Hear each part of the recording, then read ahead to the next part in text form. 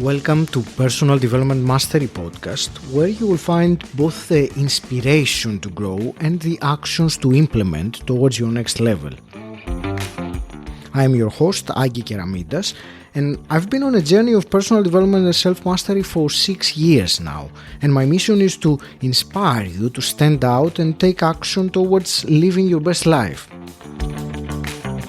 In this podcast, I invite myself inside the minds of authors, thought leaders, entrepreneurs, exceptional people who will inspire you to improve your life and also give you actions you can take and implement.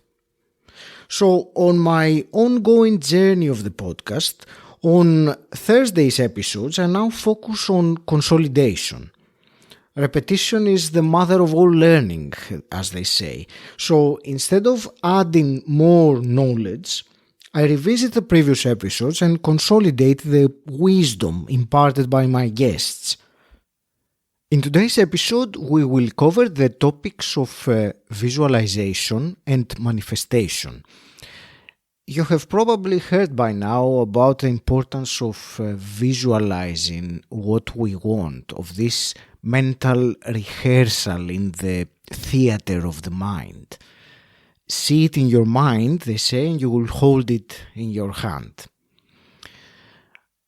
I will revisit 6 of the previous episodes, and I will aim to distill the wisdom of my guests and share it with you. And my intention is for you to find something that clicks, something that inspires you to take some action as a result. So, my 6 guests we will listen to today are Alexander Keehnen, Aaron Timms, Andrew Kapp, Tamara von Dohren, Liam Ryan, and E.B. Sanders. And the first one we will listen from is Alexander Keehnen, who was originally featured on episode 53. Alexander Keehnen is one of the co-founders of GaiaNet, a connection platform facilitating the global movement of growing the roots of a new earth.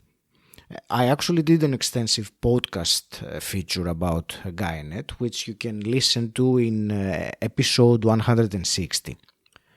In our conversation, Alexander discussed leveraging the true power of your mind by using the visualization muscle.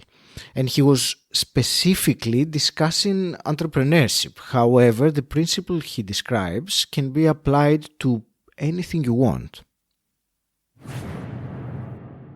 There's many elements I can pick here, but the one I like to emphasize, and this comes really from my efficiency background, is the most successful entrepreneurs have learned to leverage the true power of their minds. Mm-hmm.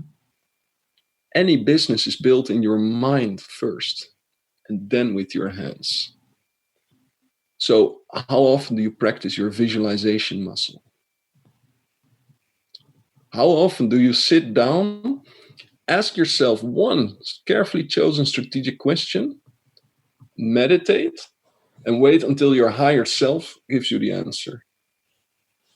One great idea can save you a year of work. So which habits did you put in place to have those genius ideas? Forward thinking is what I would call that skill. Anybody becoming an entrepreneur needs to be able to have a strong intention of what he or she wants to create and the ability to think of the best strategic next step. You don't need the full plan. You just need to know the direction you're going and the best next step. Take that step, stop, reflect, do the whole thing over, another step. Now you start to move forward with big leaps instead of muddling through or rowing against the stream. The next person we will listen to is Aaron Timms, who was featured in episode 59. Aaron is a self-healing mentor, a best-selling author, and a firm believer in the power of our mind, having accomplished something extraordinary himself, which was going after an accident that he had from the diagnosis of being a paraplegic and prognosis of spending his whole life in the wheelchair. He went from that to a complete healing of both his body and his mind. Let's listen to Aaron talking about how he used the power of his mind, visualizing and affirming his beliefs that he would heal while he was at the hospital. And what I would do is I would wheel myself down to the physio gym every single day in my wheelchair, and there were exercise bikes in there. Not like the ones you see at the gym. These ones were designed for paraplegics, where you sit down and you're more back and your legs are more in front of you rather than below you. And there's straps, so you can strap your legs in, strap your feet in, and you can strap your knees in, because with your legs not working, they literally fall off the bike. So it's designed for that. And what it does is it's electric, and the motor turns the pedals for you. And there's a digital reading above it, and it measures the resistance, or if your legs are putting any input in, and things like that.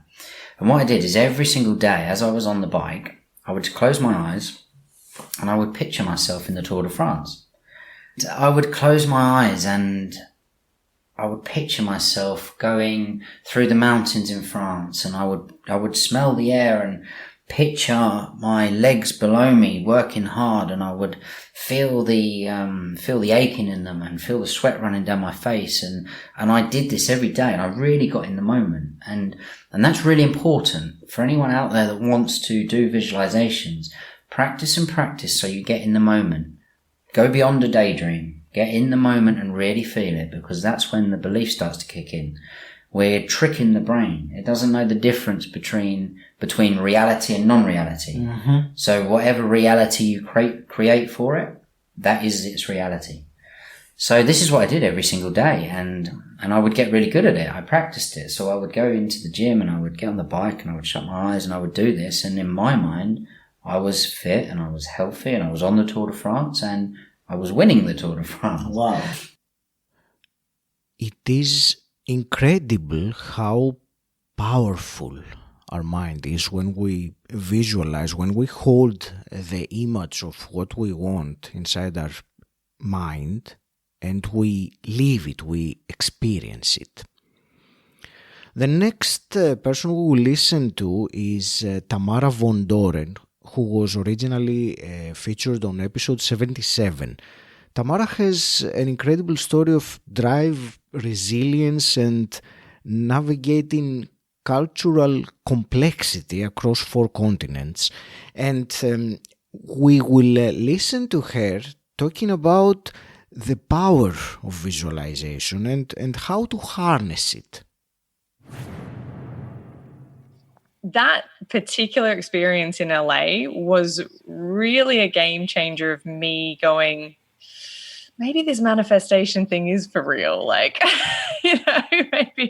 maybe there is something to this. Because the process that I went through was, so I'm a very visual person. Like, I love watching movies. I published a book when I was living in Canada, and creative writing was actually my major at university. So I'm always kind of like even when I have to have a difficult conversation with someone, I will literally visualize it and role play it in my mind. So it's a process for me that I use with a lot of things, that I will literally, I might zone out, or I might be when I wake up in the morning, I might take a few moments. It's like a little movie plays on in my head where I, picture what will happen. I feel it like it's happening. And, it's real for me in that moment. And that, I think, is the key thing. And you, whenever you do research around manifestation or anything like that, that is something that comes up. Another technique I use is journaling as well. So I will journal about what I'm really focusing on, what my goals are and what my commitment is to that, and write about it. Sometimes I'll even write a future diary entry, a future journal entry for a few months' time, as if it's happened. Yeah, and I'll write it out like that. But with LA particularly, it was that visualization of in moments like maybe even like a couple minutes in between a break or something at work, where I would be thinking about the trip and like, yeah, again, kind of daydreaming is kind of the closest thing I could describe it as. But yeah, really imagining what could happen in LA and how it would happen and how it would feel. That feeling part, I think, is a real important part of it. Yeah. Mm-hmm. One other thing that Tamara discussed was that lag time between visualization and the actual manifestation of what we want. And I find this fascinating. There are some things that I will think about and they will manifest the next day or a couple of weeks later. There are other things that I have been trying to manifest for a while that still haven't quite got there. Okay. And I think the conclusion, I guess, I kind of came to is that the key to manifestation is, from my experience anyway, is having that clear vision of what you want or what you desire, and then letting go of the expectation of when it happens. So trusting that, you know, the universe, whatever you want to call it, the things will maneuver in the way to bring that to you. And I guess some things take a little bit longer. Some of those moves take a little bit longer, like a game of chess or any game of strategy when you're moving pieces around. Some things you can make happen in a second, and other things take a little bit more, kind of maybe 5 to 10 moves to kind of get the pieces in place to kind of take the king or whatever. So yeah, it's the same thing in manifestation of just keep trusting and keep visualizing that. Yeah. The next person we will listen from is Andrew Kapp, who was on episode 67. Andrew is the author of the #1 Amazon best-selling book, The Last Law of Attraction book you'll ever need to read. And my conversation with him on episode 67 is continuously one of the top 3 most downloaded episodes of the podcast. So make sure you check it out if you have missed it. I have selected out of that incredible conversation, I have selected 2 clips to present shortly in this episode today. And the first one is a visualization method that Andrew calls 10 minutes ago. We'll talk about a visualization one. This one I call it the 10 minutes ago method. And this goes down to the reminder that sometimes people think they have to feel the thing perfectly. Like, I have to feel what it's like to win the lottery. Otherwise, how's it going to happen? I have to feel what it's like to be in that house. I have to feel what it's like to whatever it might be. The 10 minutes ago method is basically you visualizing yourself as if you got the news of what you wanted 10 minutes ago. Or it could be 20 minutes or whatever your brain rationalizes. And the key about this is, like, if I were to win the lottery, well, there's, you know, obviously I'm going to be really excited, but there's no telling how much I will or will not have calmed down 10 minutes later, which is another way of saying I have permission to feel any emotion at all as I'm visualizing this without botching it, because we always worry about botching it.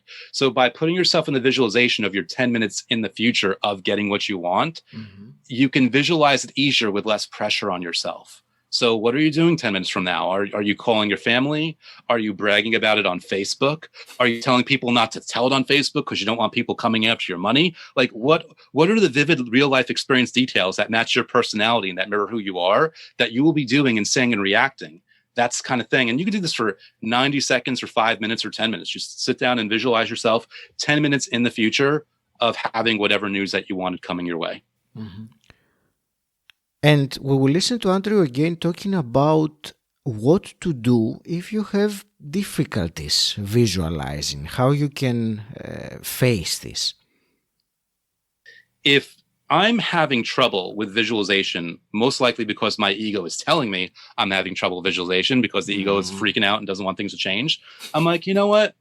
I'm going to play your game. That's fine.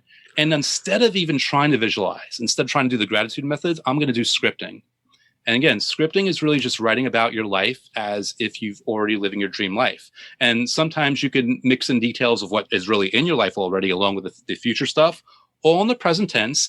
And here's the thing, even if you don't feel good, if you're writing about it, if you're putting down the details, pen to paper or just typing it, there is no denying that you were accessing a part of your mind that's telling you this is true. I mean, Olympic athletes visualize themselves winning the gold medal and running through the event before they win the gold medal, because the subconscious mind cannot tell the difference between perceived reality and physical reality. I mean, and by the way, we're looking for science before. I mean, Olympic athletes doing something, that tells you a lot. And you do research into like military has done a lot in terms of like the study of the human mind and visualization, where it goes. So for me, if I'm having trouble visualizing, I don't even care about that. I'm literally going to script instead every day. And it could be half a page, it could be 3 pages, it could be whatever I want. And I don't even realize that it really is, even if I don't feel anything fervently, I like it's automatically accessing my subconscious mind, which is automatically reaching out to the universe for me, because the images are in my head. Even if I don't see them in my head, the fact that I have to write it down, something is happening. It's impossible for it to not be happening, even if it's not happening in your conscious perception. We will listen next to a clip by my guest Liam Ryan, who was featured in episode 83. Liam is an entrepreneur, public speaker, a property investor and mentor, and an author. He talked about the power of visualization, and he described a technique called vivid vision. So let's listen to him describe it. Every single person can dream big. Yeah. Every single person can get a pen and paper and they can literally write down what they want the next chapter in their life to look like. And I truly believe that if you visualize it, meditate around it, write it down, have a vision board, tell people about your vision, walk, talk, act as though you're already in that place. Now, of course, you've got to take the action and you've got to take steps and you have to roll your sleeves up. But I truly believe visualization is so important, and it might not come as quick as you want it to come, but it will come at some point in the future. And visualization is just one part of success, but it is an essential part. I believe it's very important. And, you know, I fantasize a lot. You know, I've got a good life. I've got an amazing business, a beautiful family, but I still visualize what we're going to be in 5 years, 6 years. I actually do something called the vivid vision. Me and my business partner, Jay, do it. And once or twice a year, we go away. We'll go somewhere nice. We'll turn our phones, our laptops off, and we'll get with nature. And what we will do for 2 or 3 days is collectively, we will do vision work. And we will plan what our company looks like every 3 years, down to what car we're driving, how many teams we have, how does the office look, what's on the wall, what departments we've got, what are the products we're selling. And we will get really deep in as much detail as possible to how our life and our business is going to work. And the vision seems to be coming true because we're driving towards that, right? You know, and we visualize it.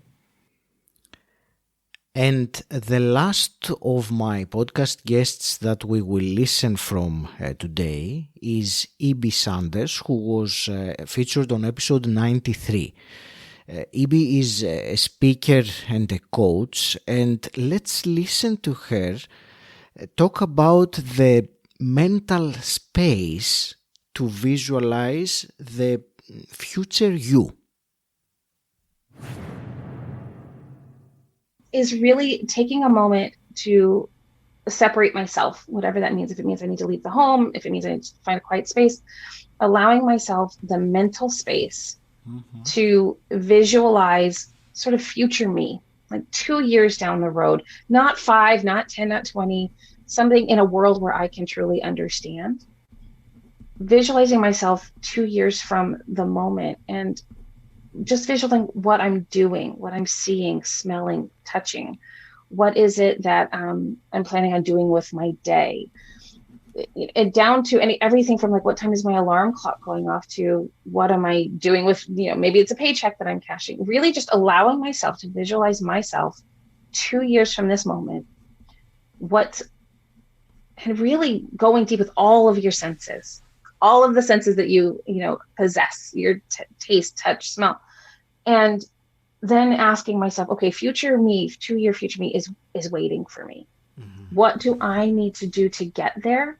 And who do I want to be when I meet her? And it being myself and not another expectation, not of, oh, well, in my business, I want to make X amount of dollars because this, entrepreneurial guru told me that's what success will be in 2 years. No, it's me. What do I want to do for myself to meet me at that space at that time? And 9 times out of 10, and I do this fairly frequently to check in to make sure it's still, the compass is still aiming in the same direction. It's the reason I'm doing anything in that visualization is always coming down to the same things. And for me, they tend to be about family, about happiness and health, and about fun and ease, allowing myself to, do things with a sense of fun and ease and curiosity and enjoyment and play. And it looks a little different each time. But once I know those core reasons I'm doing anything, I can then work back and say, okay, why do I want those things? Who am I now in that 2-year version for me? And again, it doesn't, and that's how I know they're like my pillars, because it doesn't seem to change for me. But yeah, I have clients go through this visualization, and once they realize, oh, it's just a future version of me that I'm working towards, they realize that they can let go of so many other people's expectations. There's no one else waiting for them at that mark. It is just themselves. And I've found this to be a really powerful tool.